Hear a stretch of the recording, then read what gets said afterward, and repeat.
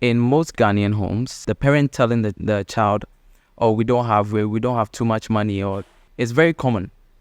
And again, it goes to tell you that you are not part of the rich. You know you are not rich. You know your family is not well-to-do. So even how you do your things, you are unable to speak up because you know you are not from a family that's well-to-do. What your father did, like you said, is one of the things that has added to your character. I mean, he's my father and I'm proud of him, but I mean, he had so much foresight. 13, 14 years old. Yeah. Telling me, your brain is not for storage. Your brain is for analytical purposes.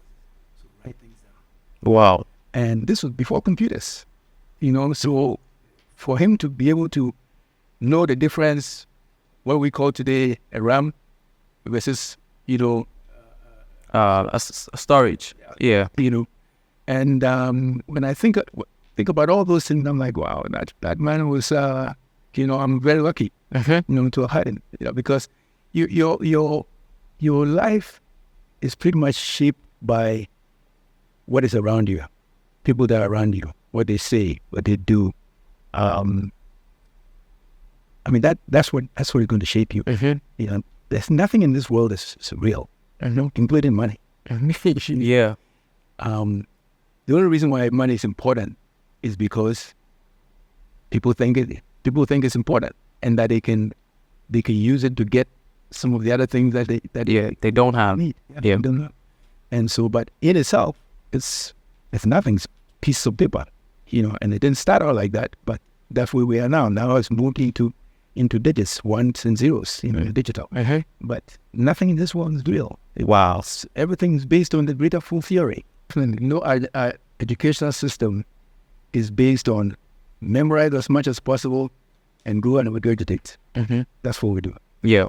My first midterm exam in San Francisco State, thermodynamics, and the instructor says, next week's exam is open book. I raised my hand and I said, Professor, what does open book mean? Yeah. Bring all the books that you want. You have an hour. I said, hallelujah, this is going to be easy. I went with a stack of books. And guess what? I couldn't finish the exam. Yeah. After he told us, he says, the reason why we do open book exams is that when you get out of school, you go into the real world. Nothing is going to limit you from research material. Exactly. Go to the library, go on the net, you can get the information. It is you knowing where to get the information and what information to get that is going to make you stand out as a success or failure. Wow. But for us here, we just memorize everything. You go, you take the exam. We don't know what we need, or we don't know where to find what we need. Yes, yes, I agree with you. What would you say are the key agents that one needs to be successful in doing business in our part of the world? Well, there's so much chaos, you know, in this part of the world. If you look at it as a negative, you pretty much pack your bags and go look for a visa and go somewhere else. But business is about solving problems. If there are no problems to solve, there's no business. So while you are running away from the problems, you're running away from the opportunities. If you go to the airport and watch flights that are coming in, I can bet you that you will count more foreigners coming in than Ghanaians. And the reason is those foreigners see the chaotic situation we're in as an opportunity to do business. While we are running away from it, they are coming here, and they are coming because they like mosquito bites. They're coming because they actually see opportunities. Mosquitoes being around. You know, I agree. People who can hang, leave. The people who want to tough it out, stay.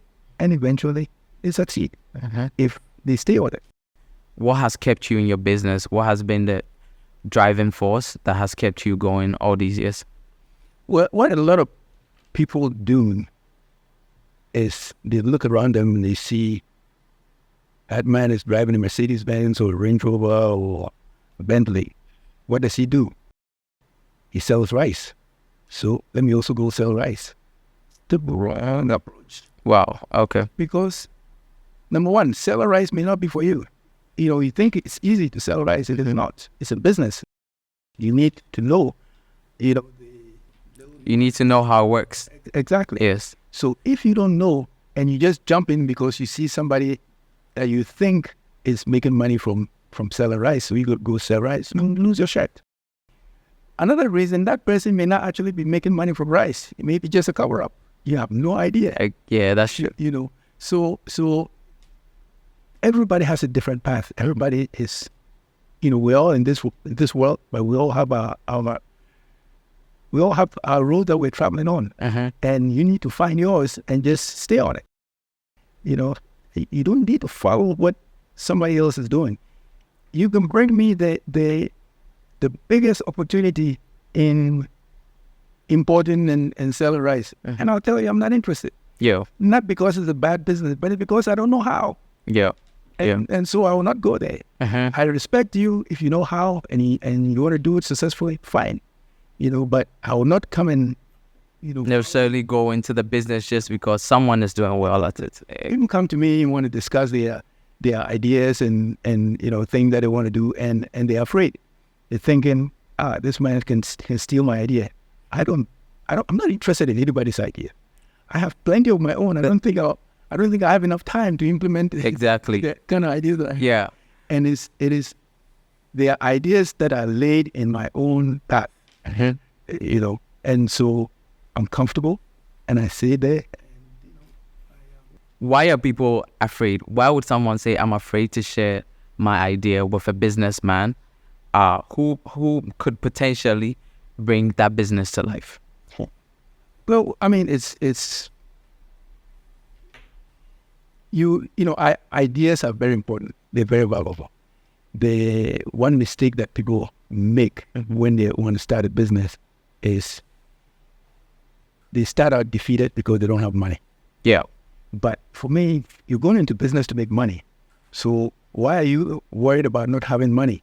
You know what I mean? Yeah. So instead of protecting or perfecting the idea, they focus on finding money. Yeah.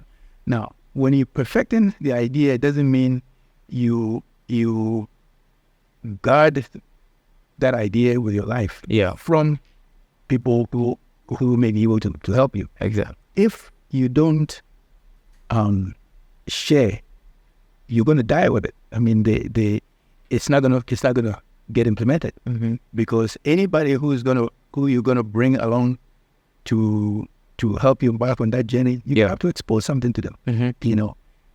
And a lot of times, some people will take your idea and go and try and implement it, but it is also very wrong, because if you don't generate that idea yourself, you haven't thought it through yourself, you try and implement somebody's idea, you can fail. Yeah, again, it comes back to you talking about going on to start a business just because someone is doing it. Exactly. So someone shoots an idea to you, doesn't necessarily mean you can carry it out. Exactly. Yeah. Okay. So I mean, they have a legitimate concern. You may have a legitimate concern, but you have to blind faith, something that we all need to have. Exactly. But I would go for I'll go for a deal with someone that I know can bring my idea to life, especially when I know I don't have the money, and even take maybe a 10%, rather than keep that idea with me and probably die with it. Exactly. And the advice I give is, you don't have any money, you have a great idea. You go to someone who has money, who has practiced his or her whole life, been tunnel visioned about what they're doing. Yeah. And they become successful at it. Yeah. So they don't have any other ideas, but they have plenty of money. So you go and you expose your idea to them, and take as little as you know. You possibly can, yeah. If they say, okay, I'll put in the money, I'll take 90% and you take 10. Now, if you look at it as, wow, I'm getting cheated, then you pack your stuff and leave. And that idea stays in your head forever. Yep. But if you think that, okay, I generated this idea so I can come up with other ideas, then you look at it as, okay, let me sell this idea, take 10%. How much of it is how much would that going to equate in cash? Let's say you're making $500,000. So the next idea that you come, now you have some cash to be able to take a bigger percentage. Yeah. And then you keep going. Yes, yeah. But I'll advise anybody that when you get into a deal, negotiate for what you think is fair for you. Yeah. And leave the rest alone.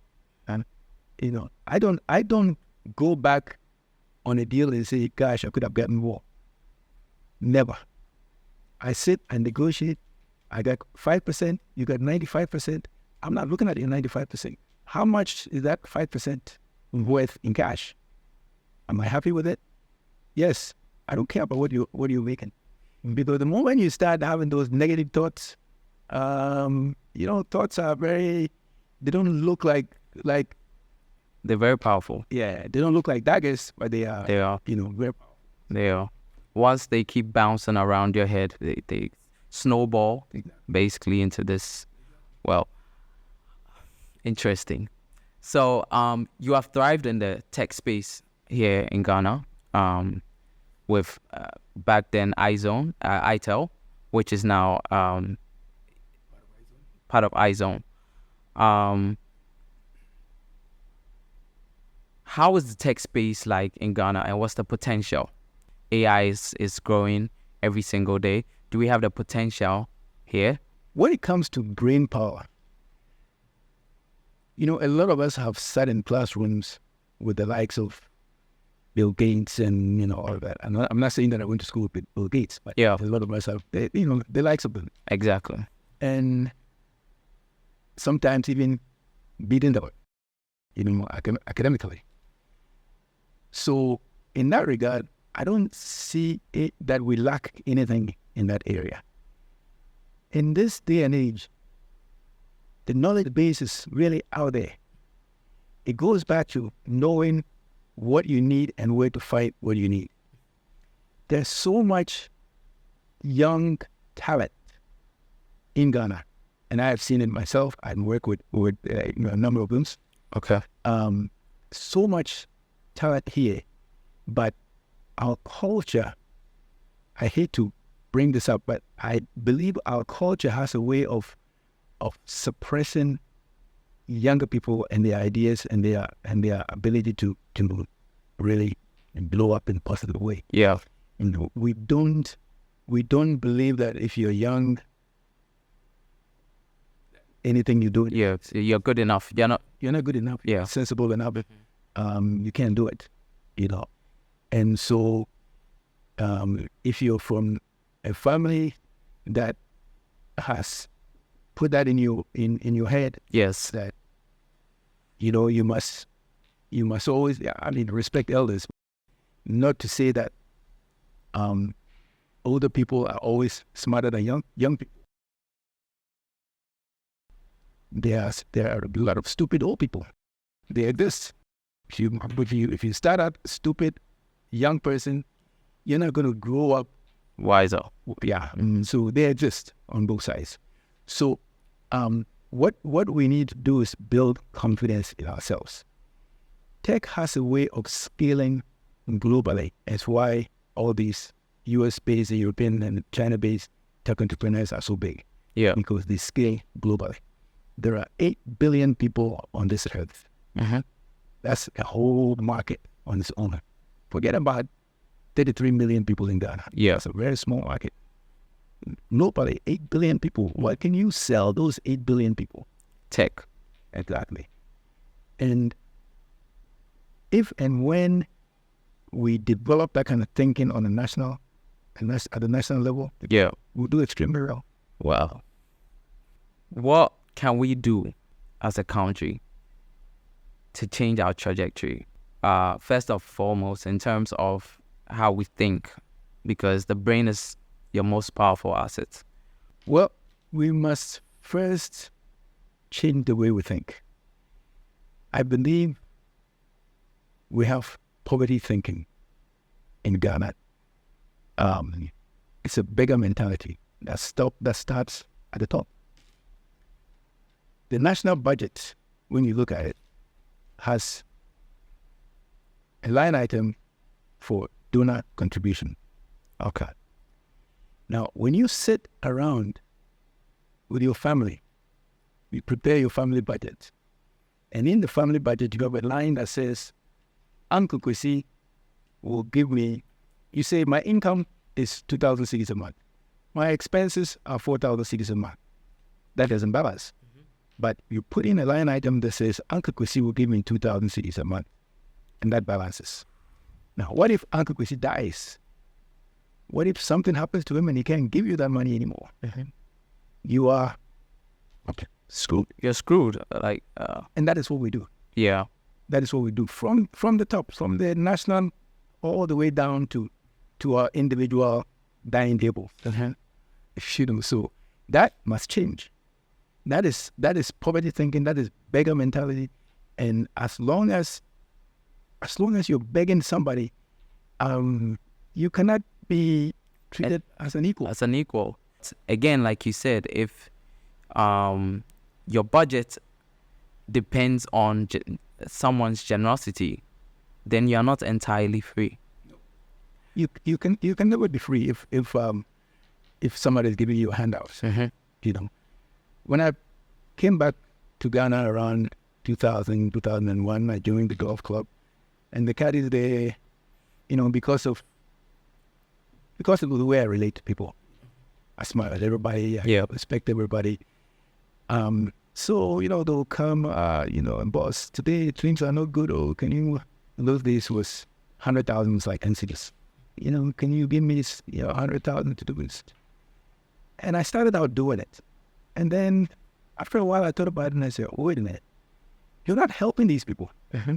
You think you're helping them by giving money out of, you're not helping them. You're actually worsening their situation, making them dependent, which is very bad. So the next person that came to me and asked me for that, I said to that person, I said, you know what? I can give you this money that you're asking, but I won't. And the reason I won't is because the moment I give it to you, you are a 100,000 cedi person. I will never invite a 100,000 cedi person to come to my home and sit at the dining table with me. Yeah. Mm-hmm. We're two different people. Yeah. If you go and think and you come back to me and you say, I have a brilliant idea, but I don't have any money. Bring $100,000 and in 5 years we'll all be millionaires. I would say, aha, now you're talking. Now I can say, well, you let me go, yeah. Come sit at the dining table, let's talk. Yeah. Let me see where I can get the 100,000 so we can do things together. Mm-hmm. That is the kind of partnership that we need to be discussing. Yeah. Not going around with a cup in hand begging for handouts. It doesn't work. Yeah. But this is something that leadership in this country it's aware of, because you have a lot of our leaders who did not only have education here, they've had education in the best of schools. The French have created a system, and not just the French, a lot of these Western powers have created a system where Africa continues to be dependent on them. And like you said, you can never be free if you're dependent on someone. Are we going to see some change, or is this going to continue?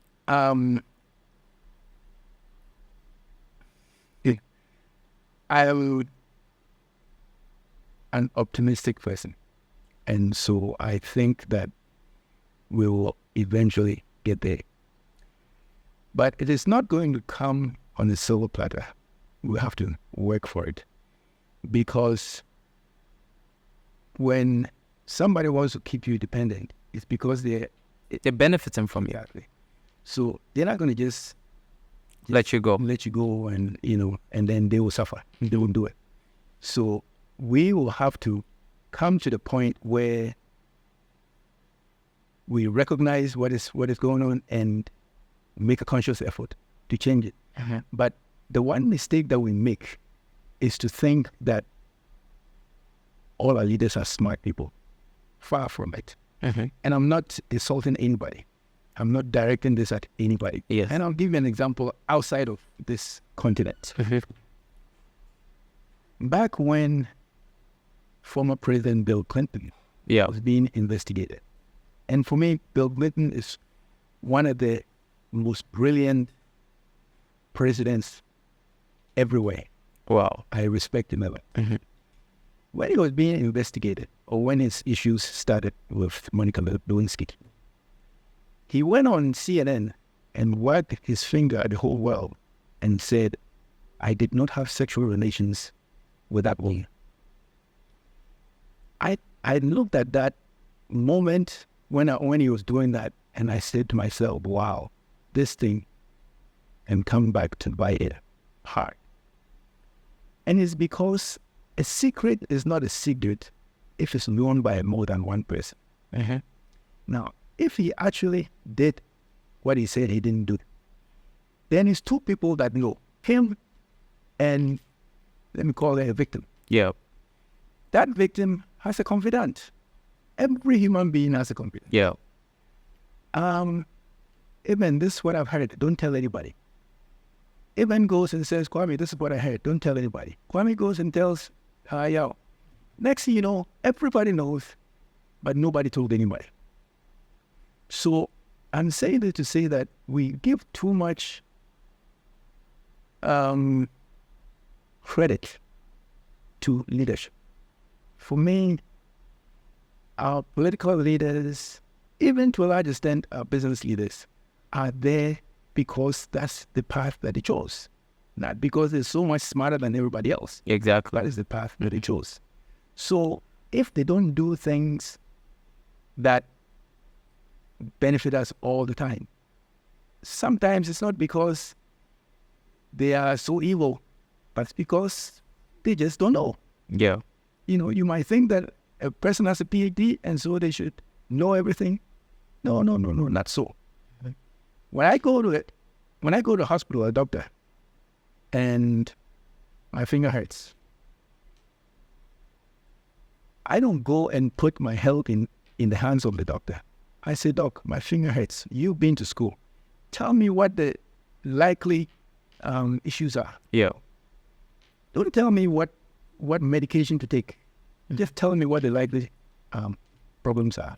Let me go do some research first before I come back and consult you about a solution. Yeah. Because I know that doctor has gone to school for a certain number of years and studied medicine in a certain way. But there are alternate routes to take. And I like to be able to explore all those alternate routes. So if the doctor now looks at me and says, but you are not a doctor, I simply say, you know what? I am responsible for my own body before you. Yeah. I studied engineering. And in that little discipline of engineering that I studied, I don't know everything about it. So I don't expect you, the doctor, to know everything. I agree. So yeah, leadership is good. But we can't sit and think that they should know everything. So this change that we're looking for, I'm afraid it's going to have to start with us at the bottom. What is it that we can do ourselves? How can we change our thinking? And how can we stay motivated?